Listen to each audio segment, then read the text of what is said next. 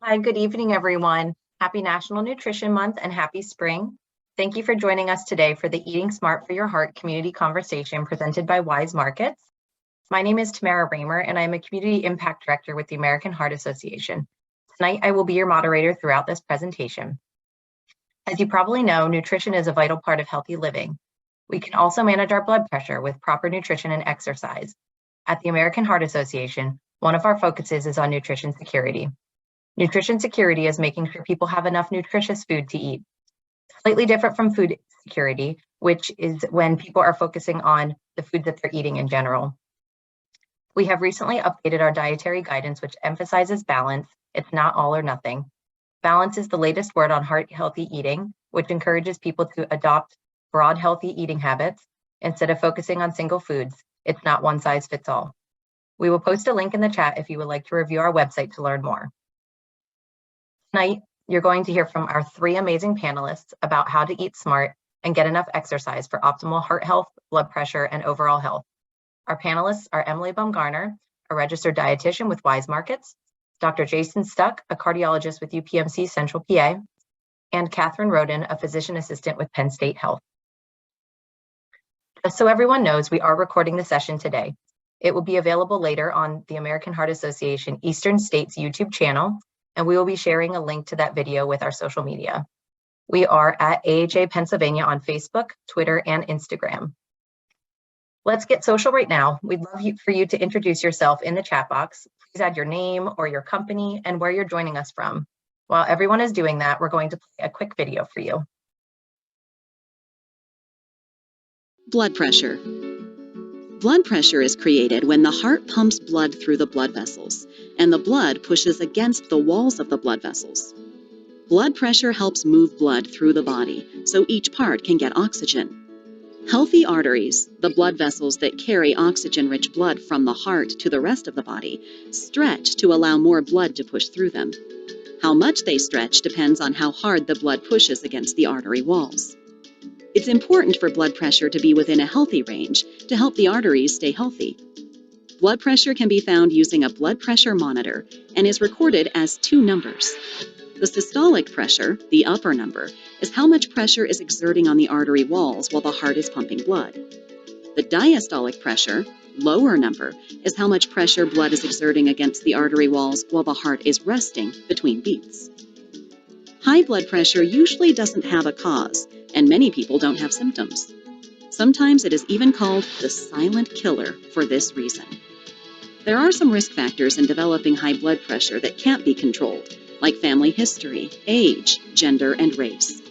Whereas there are some that can be controlled, like lack of physical activity and an unhealthy diet. High blood pressure, if not treated, can cause the heart to get bigger because it must work harder to supply the blood the body needs. It can also lead to many serious heart and health conditions. Blood pressure can be controlled by limiting sodium intake and eating healthy foods like fruits, vegetables, whole grains, low-fat protein sources, and low-fat dairy products. Finally, always remember to talk with your own medical provider to discuss the best plan of action for your health.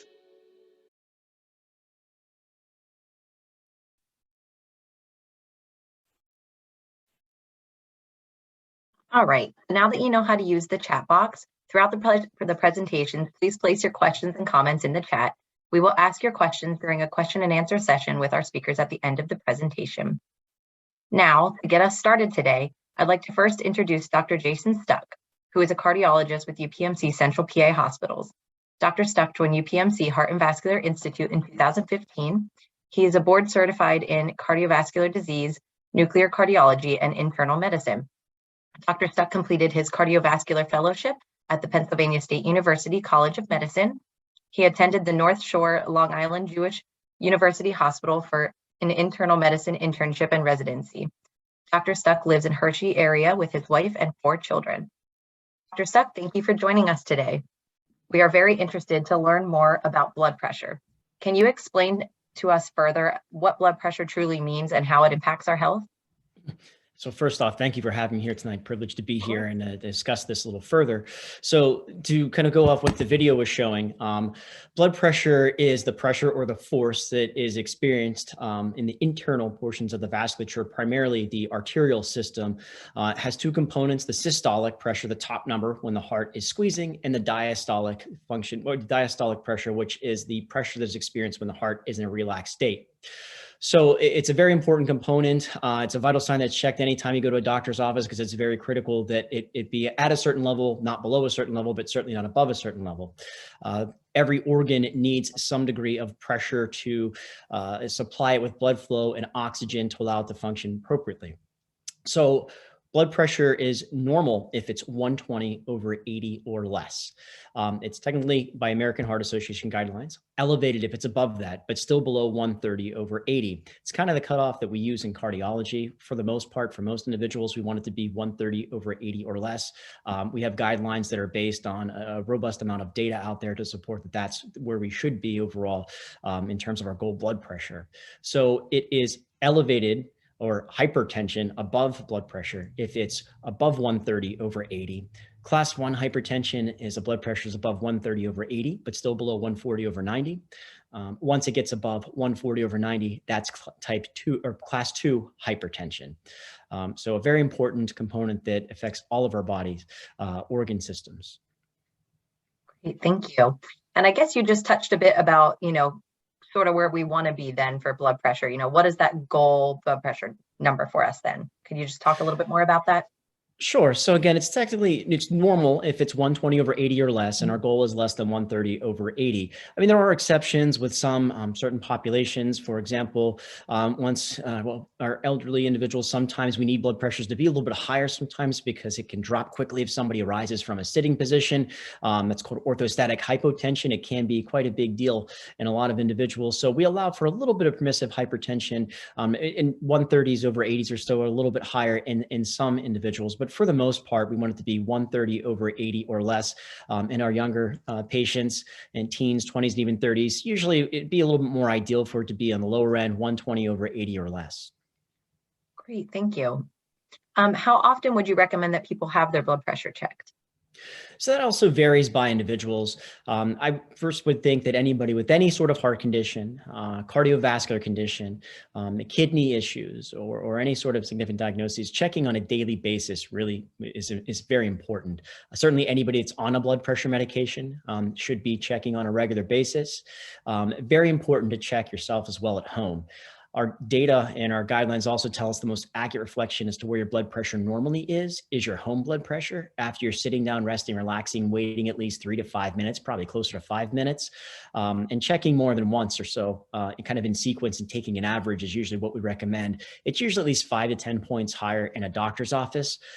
So we don't want to overtreat or undertreat based on a number that you come in with. So I hate to give my patients homework, but whenever they come in, one of the things I always kind of harp on is, I know your pressure looks good or high here, but I really need you to check at home, because that's really the most accurate reflection as to where we are. And we want to make sure, again, we don't overtreat or undertreat. Also important in individuals without any sort of history, as the video also alluded to. I hate to call it the silent killer. That sounds kind of dismal, but it is true, because it's often completely asymptomatic, even if it's significantly elevated. And you're not going to know unless you check. And it can, unfortunately, cause a significant amount of issues or damage to even organ systems until it's finally detected later on down the road. We want to find out about it very early on in life and treat it if need be, or at least be cognizant of it and know that it's there, because it can be very silent until it's not. And they also talked about a lot of times there's not a cause for hypertension. That's absolutely true. Certainly we can see certain, as they said, races, genders, and family history absolutely can be a predisposition to developing this, developing it earlier, but I definitely wouldn't bank on that. If you have no family history, all my family lived to be 90 or so, that's fantastic and puts you at a great spot. But at the same time, still really important to check, even at a young age. I've unfortunately known a couple of patients, I have a couple of patients that didn't have it treated or detected early on in life, even in their teens and 20s. And by the time they finally figured it out in their 30s, irreversible damage had been done to their kidneys, necessitating dialysis, or heart failure had transpired. So we want to catch things early on. So even even without a history of high blood pressure, really important for everyone to check. Now, those younger individuals without these issues can maybe be a little bit more lax and not have to check every single day, but important to check more than once a year or so when you see your doctor. Great. Thank you for that. That was very interesting. What things can individuals do to help lower their blood pressure, hopefully before they have to take medication? Right. And so that is absolutely key. So again, I keep on talking about guidelines, but as per our guidelines, the first step, if somebody has an elevated blood pressure, is not to just automatically throw somebody on a blood pressure medication. We don't like to use those medications. We don't resort to them unless we absolutely have to. Granted, a large number of individuals will end up on a medication at some point, given the prevalence and given that it usually becomes more prominent as time goes on, we get older and the arteries get stiffer. But the cornerstone and the key from the start is diet and lifestyle modifications. So obviously, if somebody comes in and their blood pressure is 180 over 100, that's something we're a little bit on guard of. That person might get put on blood pressure medications from the start. But for almost everyone that comes in and it's 140 or even 150 or so, over 80 or 90, the first step is, okay, what is your diet? What is your activity level like? What are you eating? What are you doing overall physically? That is the cornerstone, whether or not you end up on a blood pressure medication or not. So very important to take certain steps before medication is employed. There's a number of different steps. First, exercise, aerobic exercise itself can lower blood pressure independent of even weight loss. So even if you're not losing weight and you're staying healthy and a great weight, exercise can lower your blood pressure 4 to 5 points on the top number and a couple points on the bottom number as well. And that might be enough to avoid needing to take a medication. In conjunction with that, that can also lead to weight loss, and weight loss independent of exercise also can lead to lower blood pressures overall. You can drop your blood pressure, it's felt, about 1 point for every kilogram, which is 2.2 pounds that you lose. So, I mean, no one's going to, lose 100 pounds and then have no blood pressure, but still there's a correlation between the amount of weight that you can lose and the amount that will lower your blood pressure. So that person can also, perhaps treat themselves without needing a medication. Additionally, there are dietary, one of the points here tonight, changes that someone can make to lower their blood pressure naturally. Sodium's the big one. There's a lot of sodium in a lot of different foods. And I hear all the time, I don't put salt on anything. Well, unfortunately, you don't have to, because so many things that you buy in your grocery store, I'm sure one of my colleagues is going to go over this here shortly, really have a fair amount of sodium in them. And even though it says low sodium, it's still, if it's half of what you should have in a day and they can, put a fancy package on it saying low sodium, it still could have a significant amount of sodium that you're supposed to have in the course of a day. We can kind of talk about the numbers of sodium a little bit later, but very important to be cognizant of that and read the labels. We're also salt sensitive, we call it, to a certain degree. That means how you respond personally to sodium intake. Some individuals are very lucky and they can eat a fair amount of sodium and not be bothered by it. Others are very salt sensitive, and I'll see my patients, and it's, in the summer, someone comes in and their blood pressure's high. Hey, what'd you do yesterday? Well, I was at a cookout. It shows up very quickly and can lead to a number of different issues. So, those are kind of the main things. Eating healthy, exercising before we even start with the medication. Great. Awesome. Thank you. And one final thing, what are the side effects related to elevated or high blood pressure? And maybe that would even be helpful for folks that might not know that they have high blood pressure. Maybe some things to look for. Right. So it can have, unfortunately, a broad number of manifestations overall. Some are acute, where if it's markedly elevated, it can lead to something like headaches or vision changes. And that can be quite high, 180 over 100 or so or higher. But a lot of the times, what we see are kind of the long-term side effects from elevated blood pressures, which can be a number of different things, including kidney damage, heart attacks, strokes. It could really basically affect every single organ system, even the microvasculature that we have with our eyes. It can affect your vision over time. Again, that's more of a chronic type thing. And it all kind of starts in terms of, when you think, well, I have high blood pressure, how does that lead to a heart attack or stroke? Well, it's quite simple. There are elevated blood pressures that can lead to damage in an artery, and it creates a foundation, that little kind of tear that you might see. And that is a perfect foundation or building block, unfortunately, for things like calcium and your bad cholesterol, your LDL, to start to build up and form a plaque. So it all started with blood blood pressure. And if we can avoid that injury from happening in the first place, we can prevent things like heart disease and strokes. So there are short-term manifestations and a broad number of long-term manifestations we can see if blood pressures aren't optimally controlled. Thank you so much, Dr. Stuck. Thank you for helping us better understand blood pressure and, demystifying those blood pressure guidelines and actions that we can take to foster a healthy blood pressure. If anybody has questions for Dr. Stuck, please make sure that you put them in the chat box, or I think you can even use the Q&A. I see some things popping up there as we move on to our next guest. So Dr. Stuck, you can turn your camera off for now, and I will ask Emily to hop on now. All right. So I'd now like to introduce our second presenter, Emily Bumgarner. She is a registered dietitian at Weis Markets for the Harrisburg area. She's a credentialed nutrition educator, having received her Bachelor of Science degree from the University of Delaware and a master's degree in health education from Penn State. Having been born and raised in Central PA, Emily loves educating her local community. She provides nutrition education through a variety of formats, including virtual classes, one-on-one consultations, local TV, and social media. Emily's going to be talking about how nutrition impacts your health, understanding nutrition labels, showing us what sugar versus sodium actually looks like in some of the popular foods we consume, and also providing us with quick and easy healthy snack demonstration. Emily, welcome. We're so happy to have you with us this evening. Thanks for having me. Yes. We just heard from Dr. Stuck about how nutrition affects blood pressure, and I'm interested to hear about how we can take that into our daily lives, when we're actually going into the grocery store, and you are a grocery store expert, let's say. So to get started, how would we read a nutrition label while we are out shopping to make a quick decision? Yeah, so nutrition labels can be a little bit tricky. There's a lot of information on there, but I would say, like Dr. Stuck mentioned, sodium is really the key thing for heart health, blood pressure specifically. So you can look at that sodium line on the food label. That would be really helpful. So depending on the food, it might be very high, it might be very low. Some foods naturally have sodium in them, some have the added sodium in there. So just looking and honestly aiming as low as you can. Obviously, if something is a more packaged product, it's probably going to be a little bit higher. Next to the sodium line, there will be a percentage, and that is the percent of your daily recommended intake. So if it's a lower percentage, that means that you are not getting as much of your daily intake. So that's probably a better thing to look at. And in general, we recommend people get no more than 1,500 milligrams of sodium.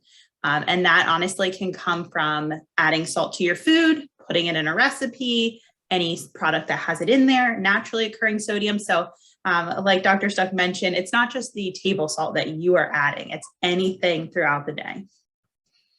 Great, thank you. Do you think that you could share some heart healthy, heart smart food swaps that our attendees might like to know about? Yeah, but we definitely use a lot of these in our classes and things like that. We really try to, use recipes that people are going to enjoy and, not cut things out, but maybe add things in, or like you said, make those swaps.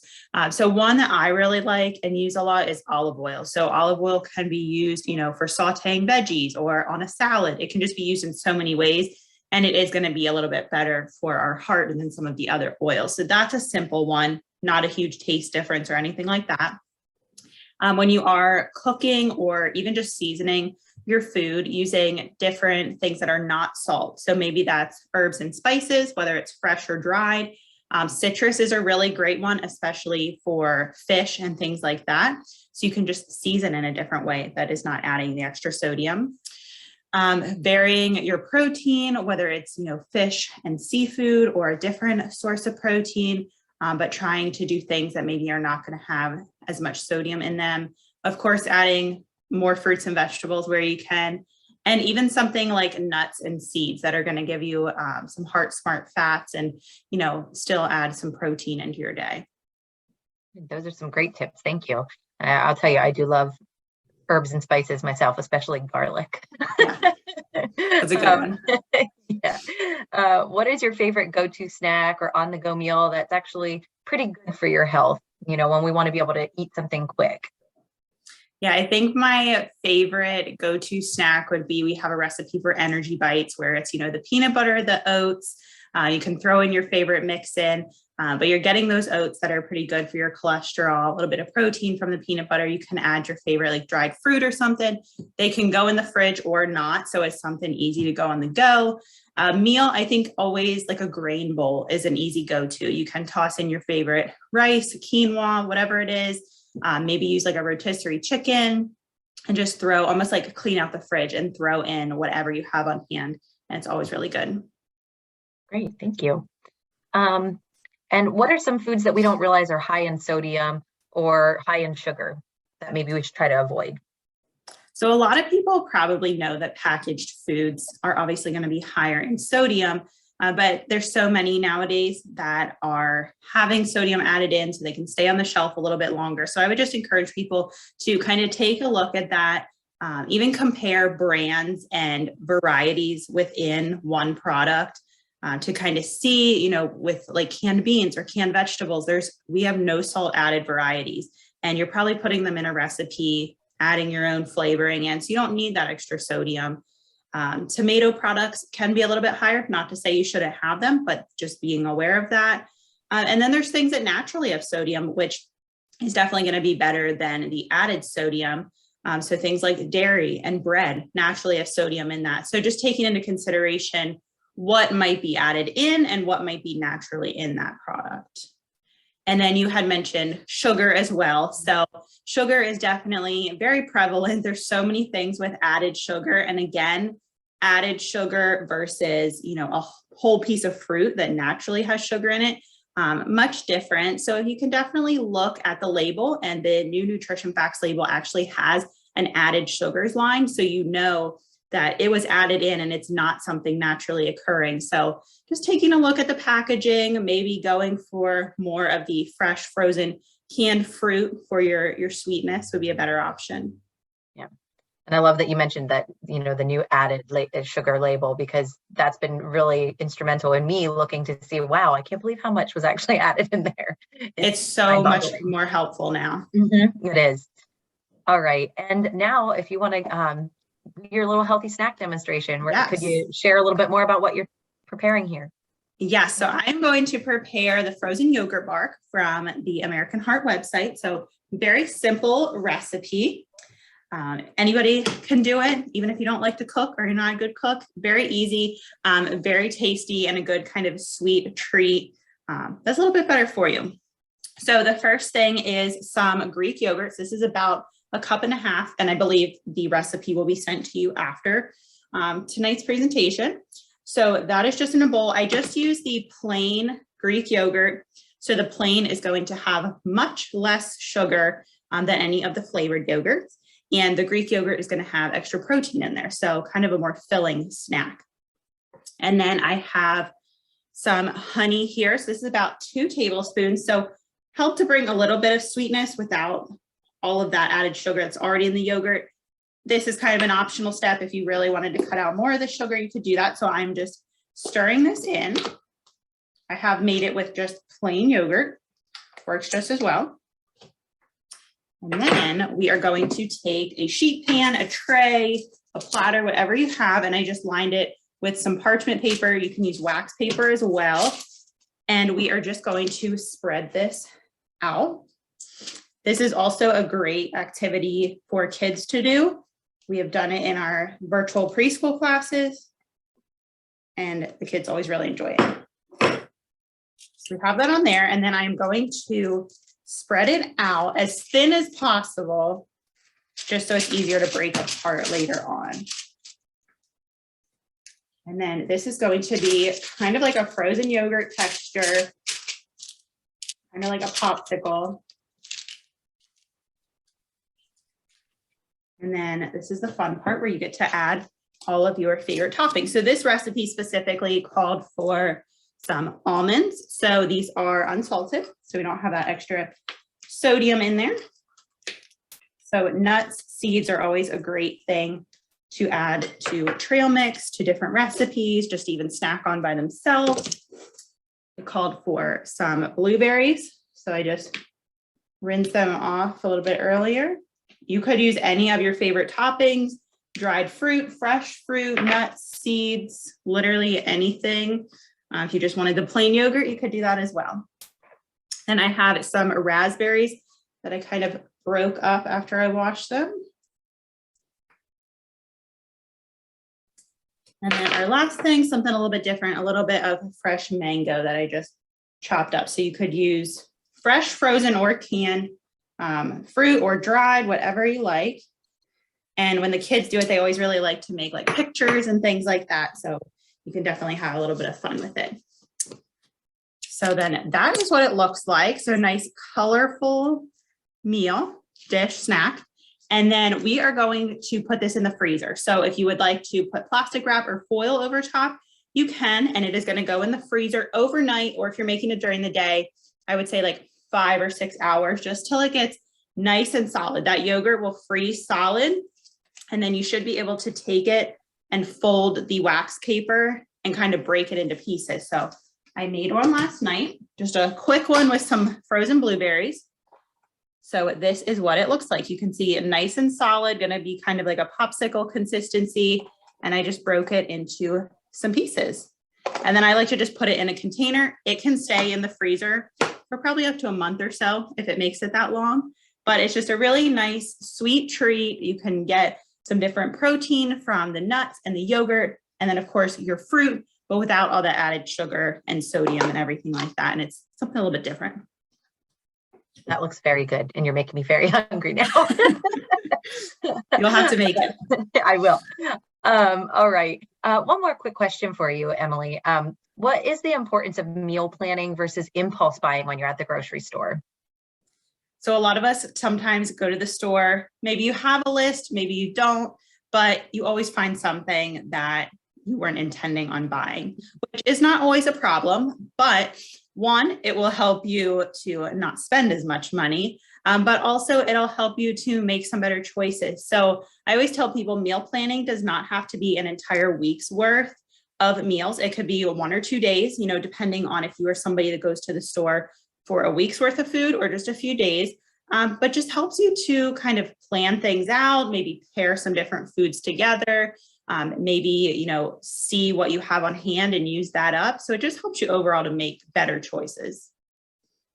Great, thank you. And thank you so much for your presentation and the fabulous healthy snack demonstration. I can tell you, I'm anxious to make that for my family and I, especially as it starts warming up, you know, it's like a little popsicle treat. Yeah, in a way. perfect little I love popsicle. that. A very healthy treat. All right. So reminder to our thanks. Reminder to our audience, you know, you please put those questions in the chat or in the Q&A down there. You know, if you have any specific questions for Emily or Dr. Stuck yet, please post them there. Thank you. And now I'm going to ask Cathy Roden to hop on.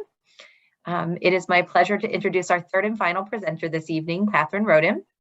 Cathy is a physician assistant in the Department of Pediatric Cardiology at Penn State Health, and we're happy to have her here with us tonight. Cathy's going to be sharing, Cathy's going to be sharing some information around the importance of nutrition, as well as exercise in controlling blood pressure and some healthy habits for kids and families. Cathy, to start us off today, what are the risks to a child's health if they're not eating enough nutritious food or exercising? Okay. So as Dr. Stuck had alluded to earlier, hypertension and some of the other cardiovascular diseases are a cumulative effect. So if a child or teenager starts showing signs of elevated blood pressures or other cardiac risk factors, that accumulates over years. And then as an adult, they're going to have some of the problems that we see that can happen in older adults. So the sooner we can provide a good, healthy lifestyle and model good, healthy lifestyles for children, the better.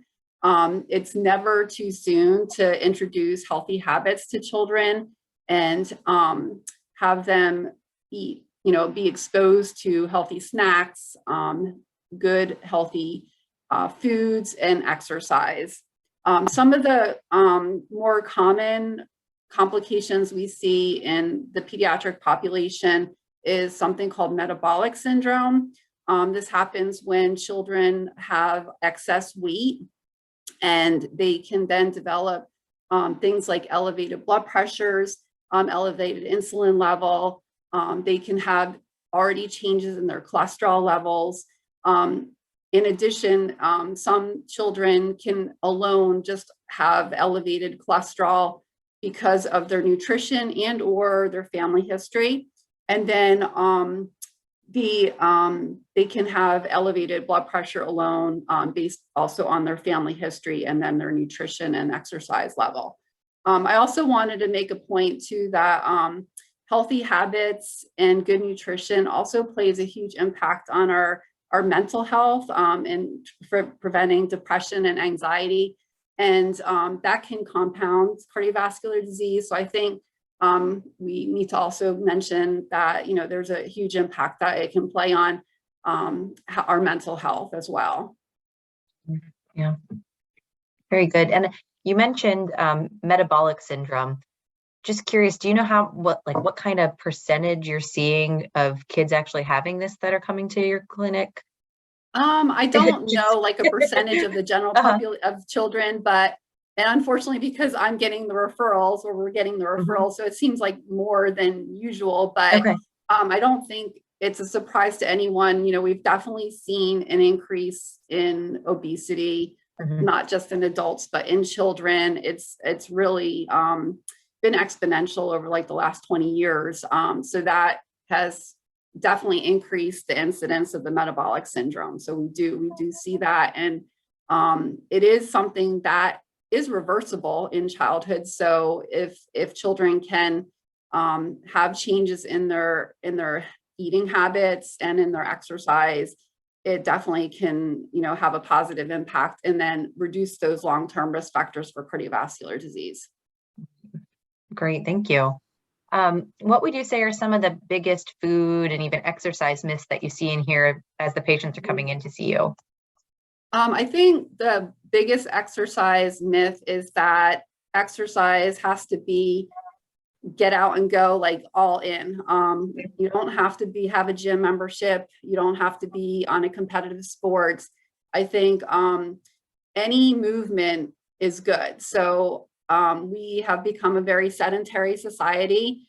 And I think it's only been worsened over the past 2 years. More people working from home, more children doing cyber school, and we're tied to technology. We're sitting in a chair at a computer, and our bodies are made to move.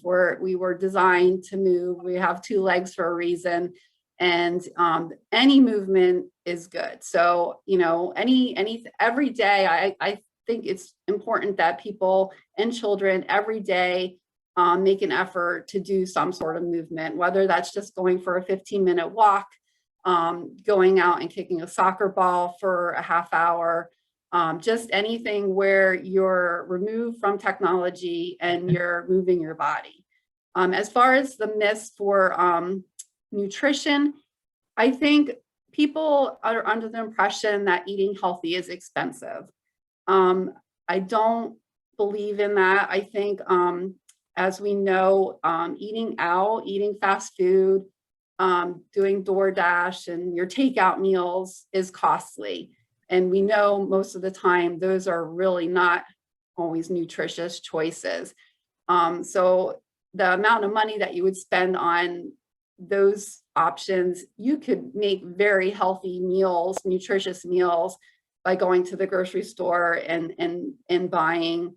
And it doesn't always even have to be fresh. I mean, there's very good options that are canned, frozen, that you can use in the grocery store and still, have an economical meal.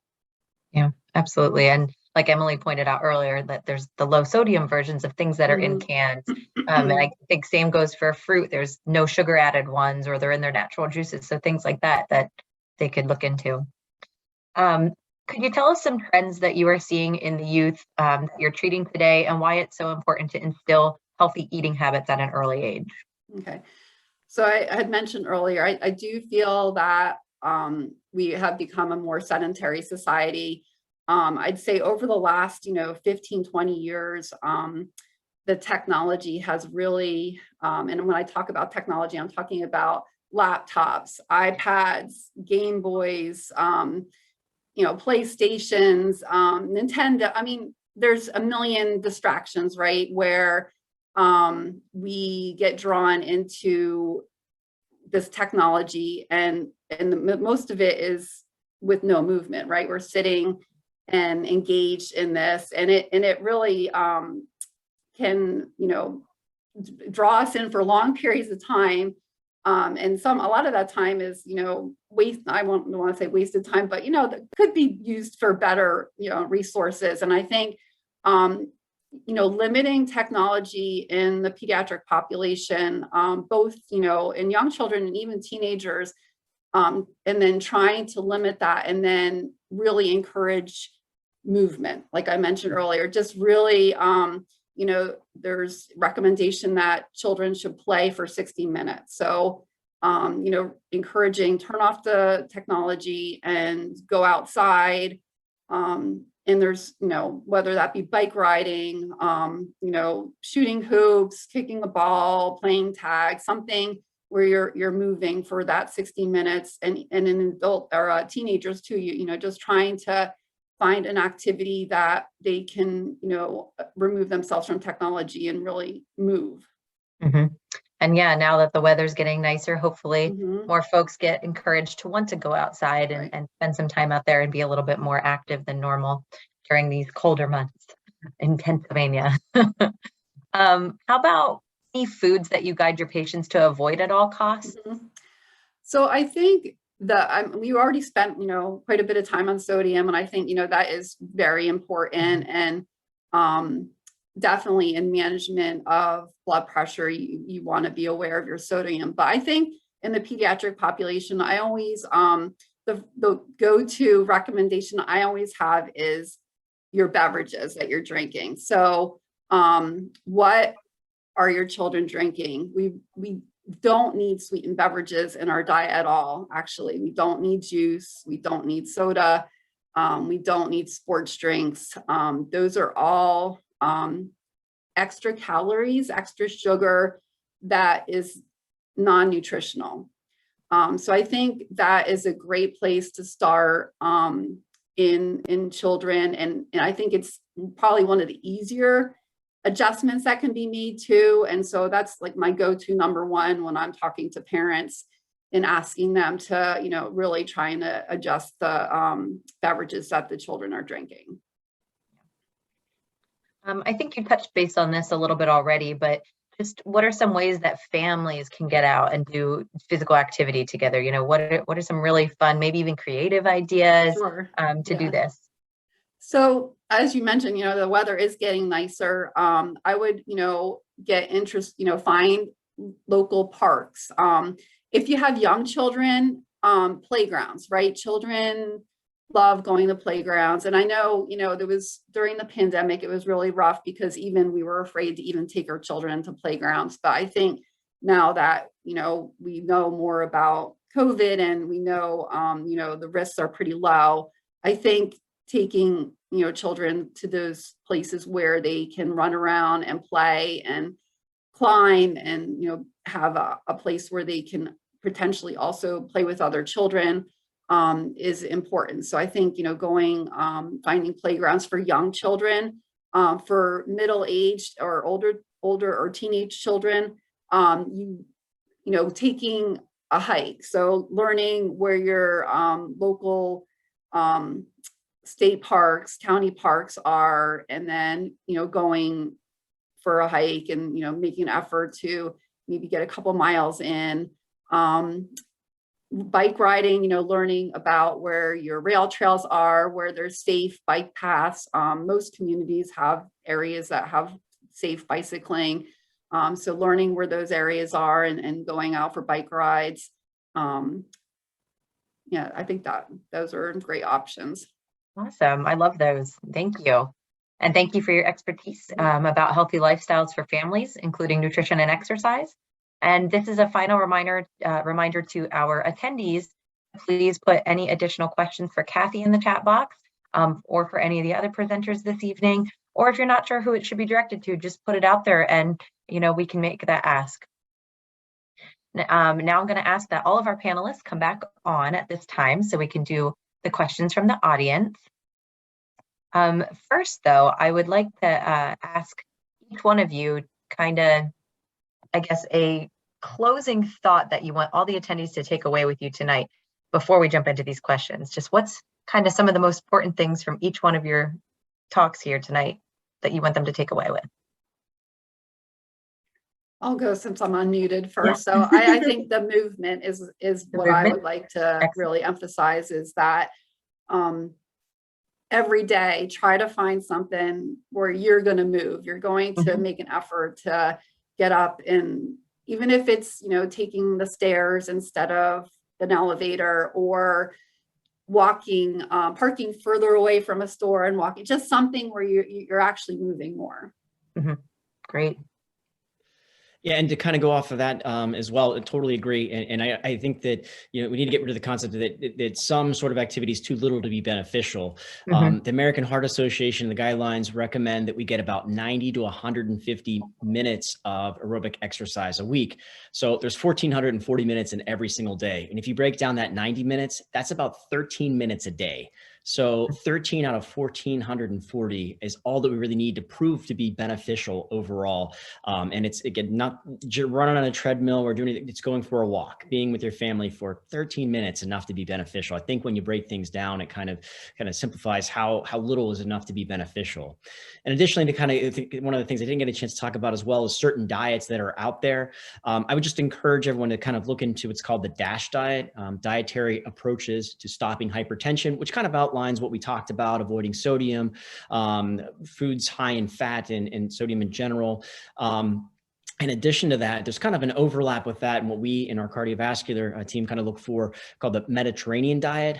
So a lot of overlap with that: healthy foods, healthy fats, a lot of seafood, staying away from red meats, low impact foods that basically have a lot of sugars in it that Kathy was talking about with sodas. We shouldn't have our young folks drinking, a Coke a day. It's kind of crazy when you see how much is actually out there and how much we consume.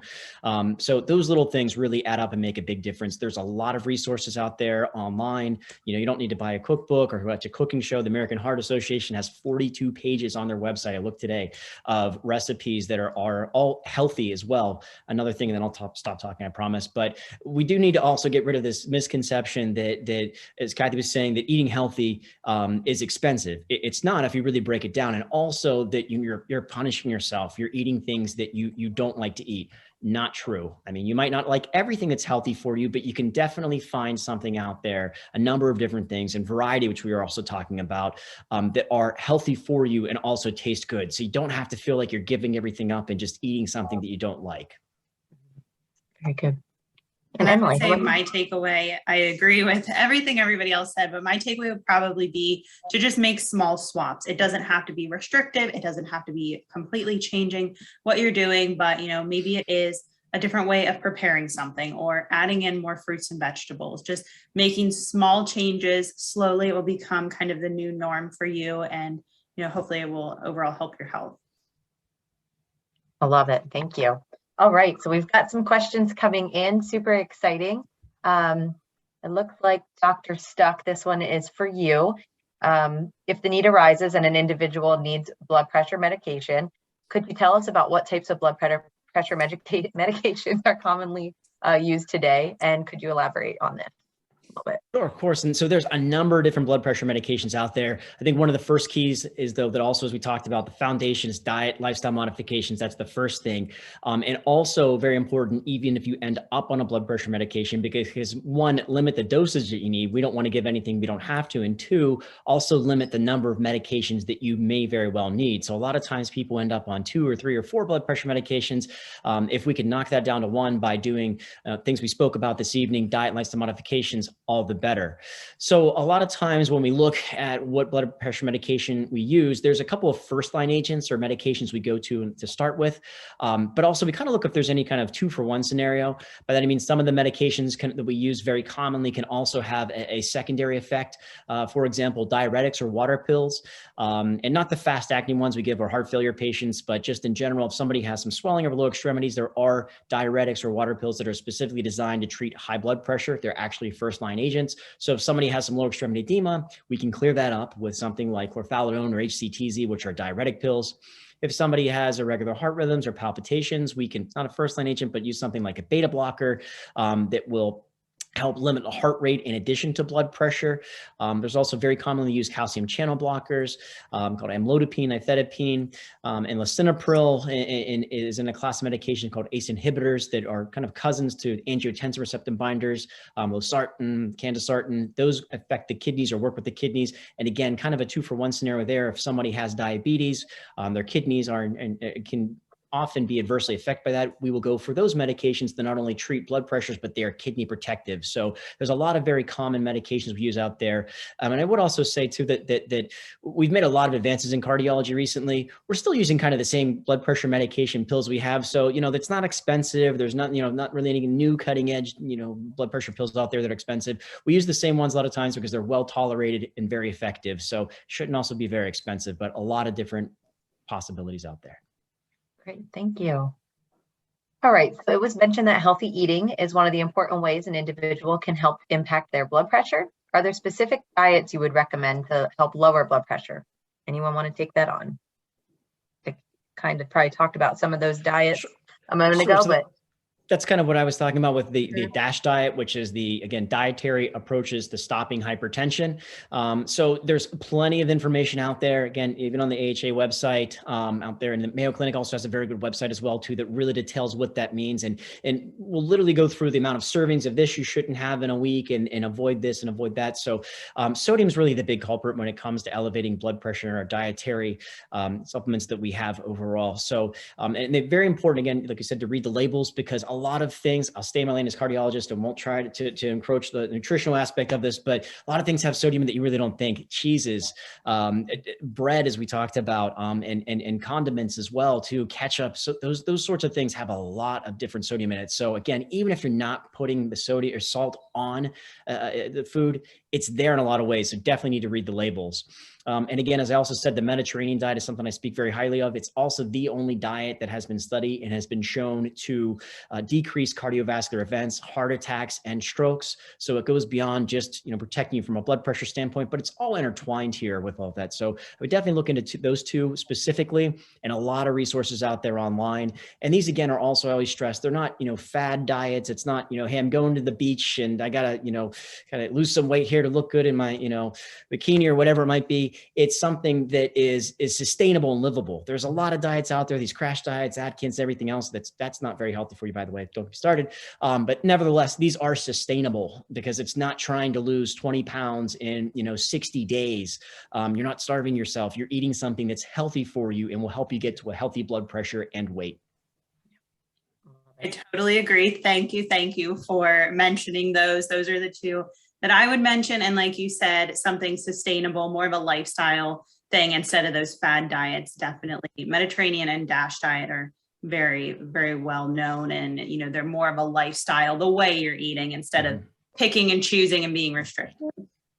Right. And that Mediterranean diet, they often do call it a lifestyle because it is the Mediterranean lifestyle. It's eating together as a family and being active afterwards. So it's not just, here's my cookbook and here's my recipe. It is an overall lifestyle change. Very well put. Absolutely.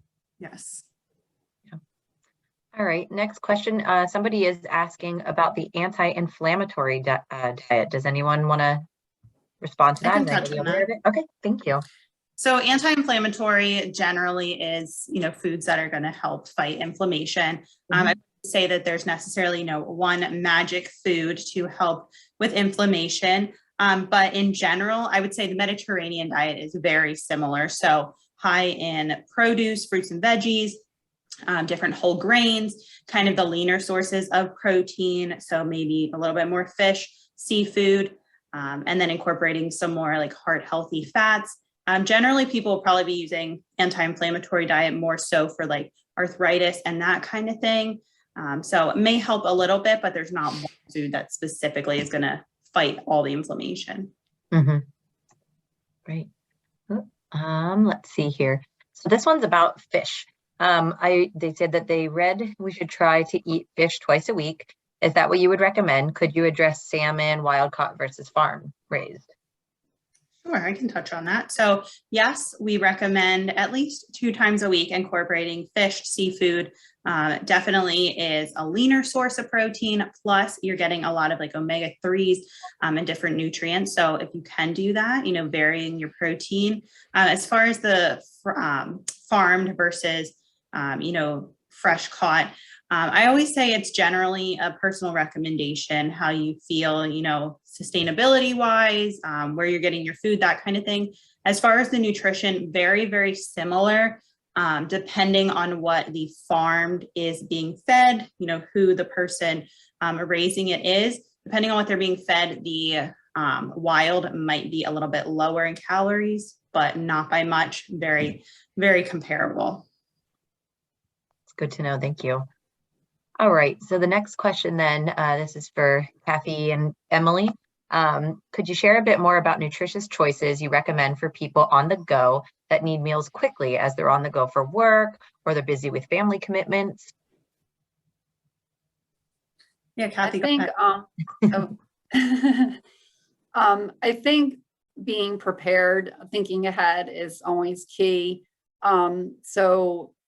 Packing your lunch is always going to be probably a healthier choice than, you're at work and everyone then is ordering out somewhere, or you have to run out and pick up something that might not be a healthy choice. So I think, just always thinking ahead and, as like you mentioned, when you're doing your meal planning for the week, that should be thought about too. Like what snack, not just what meals am I planning, but like what healthy snacks do I want to have in the house, things that are easy to grab. And you may even spend one of your weekend days just like doing a couple easy, quick prep things, like having sliced apples, pulling off some grapes and maybe put them in individual bags so that it's easy grab, go to for kids to take, as a snack or pack in their lunch bags. And then, I love, when families are packing their lunches for school. I think, that definitely, like I mentioned earlier, it's never too early to start kids in these healthy habits. So when you start them young, they don't know much different. Like they're not going to, have that bad exposure. And yes, when they're teenagers and maybe young adults, they may get off the track a little bit. But honestly, I think their taste buds and their habits are ingrained and they're going to go back to it. So I think as parents, I think that's the best thing you can do for your kids is just really offering them like really healthy choices. And kids are amazing. Like they, if you, even foods that you may not think kids would like, if you offer it to them and they want to try it, you'd be surprised what your kid will eat. Yeah, definitely planning ahead, even if you're not a planner, just thinking ahead a little bit, even the night before. After you have dinner, pack your lunch so it's ready to go for the next day. I always tell people you don't have to, cook 100% from scratch or, be the world's best cook. It could be grabbing a rotisserie chicken and making dinner out of that, or grabbing canned beans, corn, veggies, tossing them in the crock pot and making chili or something like that. So it doesn't have to be solely from scratch in the kitchen all day. We have a lot of great recipes on our website, weismarkets.com, on American Heart website. There's so many different resources. You can definitely find some things to help you plan ahead. I would just add to also, Kathy, totally agree. It all starts at home and it all starts at a young age. A lot of things are hereditary, but I think we also need to kind of take a step back and look at, what is hereditary? I'm genetically predisposed to do X, Y, or Z, or this is the habit that I grew up with. And a bag of chips and a Coca-Cola was a normal Tuesday night for me. And that's what I kind of grew up with. And you see obesity kind of run in families. And again, I think we need to take a step back and say, is that really genetics or is that habits that we have learned early on and continue to do so as time goes on? Yep, that makes sense. So what about for a picky 2-year-old who doesn't like to eat anything anymore? Don't give up. I mean, two is I try. year. Don't give up. I mean, just keep offering it. You'd be surprised, 4 years from now, you'll be shocked at what they're eating. He used to eat everything and now doesn't like to eat anything good for him, some stuff, but yeah. So another question from our audience, they'd like all three of you to tell us your favorite on the go snack. Well, I've learned mine. I learned early the term before it was known as hangry. So when I was like a teen and a young adult, like I get these spells where like I was super, super hungry, and yet my emotional balance got off from that. And so I really learned kind of at a young adult age that making sure that I always had a snack nearby. So I mean, there's the quick, easy ones that I love are like nuts, like, trail mix, nuts. I like Kind bars. I don't know if anyone's familiar with those. Like they're just mostly nuts. I mean, there's a little bit of like sweetened stuff to hold it all together, but it's primarily like the number one ingredient is nuts. So I think that's, my go-to. It's and all that. It doesn't require refrigeration. They have a long, shelf life, so you can have it in your car and it's going to be still good, a month from now. So I had mentioned the energy bites, but I think like you can't go wrong with fruit, apple, peanut butter. That's always a good combo. Kathy mentioned the trail mix. I always tell people you can do like a DIY trail mix, grab your favorite nuts, maybe get the unsalted, dried fruit, maybe a little chocolate, cereal, like whatever you like. That way you don't have to pick anything out and you can put it in baggies yourself. Also a fan of those as well too. And Kathy, definitely hear you. My 6-year-old middle daughter, very, very hangry, super hangry all the time. Yeah, trail mix as well too, and making it kind of yourself too. Another thing, really got to read the labels, because sometimes you see this healthy trail mix and it has M&Ms and a bunch of chocolate and coconuts in it and banana chips that are actually glazed in sugar. And you look at it and it's kind of like, okay, well, this is super healthy, right? It's actually not at the end of the day. So definitely a healthy trail mix. Almonds as well. Maybe not a great snack from a sodium standpoint, but like kind of like blue corn chips and salsa, like it kind of still, somewhat healthy from a caloric standpoint. And the same thing with hummus as well, but still got to watch the sodium intake. Thankfully, I watch my blood pressure and it's okay. So I can kind of get away with some of those things. Have any of you tried the bars? They're called That's It. It's just like an apple and 20 blueberries or something like that. And that's just what it is. They're delicious. Highly recommend them to anybody that's never tried those before yet. That's it. I think they have, I think it's all apple, and then one has mango, one has strawberry, one has blueberry. It's that kind of thing, but it's fruit and it's delicious on the go, compressed into a bar. All right. Were there any other questions? I don't think any other questions came up. So I guess that we will end up closing here. So I hope that everybody enjoyed our panelists tonight. We want to also thank Weis Markets again for their support for the conversation tonight and for our Live Fierce Capital Region campaign. We want to also thank our panelists again. We really appreciate all of you, your time, and your generous commitment to joining us this evening. And if anybody's interested in getting more active, we invite you to join us at one of our Heart Walks this fall. We have Heart Walks planned across the region starting in September. You can stay up to date on all of our events and happenings across Pennsylvania by following us on social media. And again, we are at AHA Pennsylvania on Facebook, Twitter, and Instagram. Thank you again for joining us, and have a wonderful evening.